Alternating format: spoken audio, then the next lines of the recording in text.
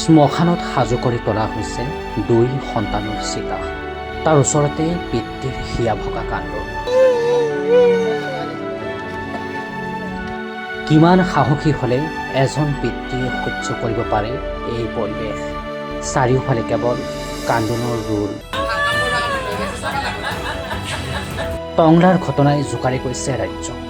দুই ভাতৃক অপহৰণ কৰি হত্যা কৰিছিল জ্যেষ্ঠ ভাতৃয়ে।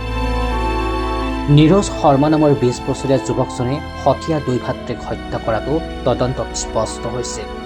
সকলোৱে একেমুখে গৰিহণা দিছিল, নিজ ভাতৃয়েও কৰিব পাৰেনে এই কাম? তাৰপিছত এয়া আজিৰ দৃশ্য।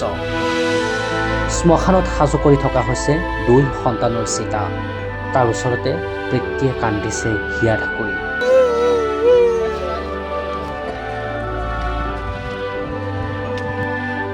কান্দি কান্দি অসহায় হোৱা পিতৃক সান্তনা দিছে আত্মীয়ই, কিন্তু বুজিবই বা কেনেকৈ? দুই পুত্ৰক হেৰুৱাৰ বেদনা কিমান অসহনীয় সেয়া হেৰুৱাজনেহে জানে।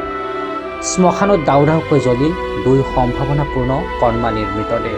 আনফালে টংলা আৰক্ষী থানাৰ সন্মুখত গাঁওবাসীয়ে জ্বলাই দিলে হত্যাকাৰী নীৰজ শৰ্মাৰ বস্ত্ৰ।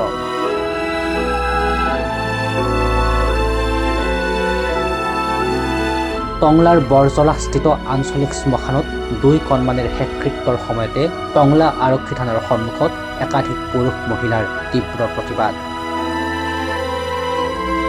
আমি আজি ৩ দিন ধৰি যেনেকৈ এই প্ৰতিবাদত লাগি আছোঁ, যি দুগৰাকী মাতৃৰ আজি বুকু সোধা কৰি এই সন্তান দুটি গুচি গ'ল। গতিকে ইয়াতকৈ আৰু ডাঙৰ খবৰ হ'ব নোৱাৰে, ইয়াতকৈ ডাঙৰ আৰু দুখৰ কথা হ'ব নোৱাৰে।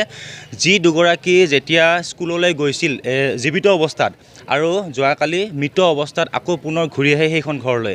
গতিকে ইয়াতকৈ ডাঙৰ ঘটনা কি হ'ব পাৰে? আৰু গতিকে মই এটাই অনুৰোধ কৰিব পাৰোঁ, প্ৰশাসনক অনুৰোধ কৰিব পাৰোঁ যে তেওঁলোকে দোষীক কঠোৰতকৈ কঠোৰ শাস্তি দিয়াটো আমি বিচাৰোঁ। একচুৱেলি শাস্তি নহয়, এইটো একচুৱেলি আমাৰ মতে এইটো ৰাজহুৱা শাস্তি, ৰাজহুৱা ফাঁচি হ'ব লাগে।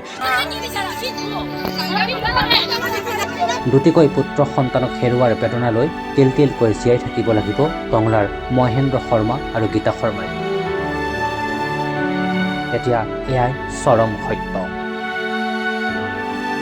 কলাইগাঁৱৰ পৰা অবাইদুল্লাহ ৰিপোৰ্ট, নেশ্যন এনি।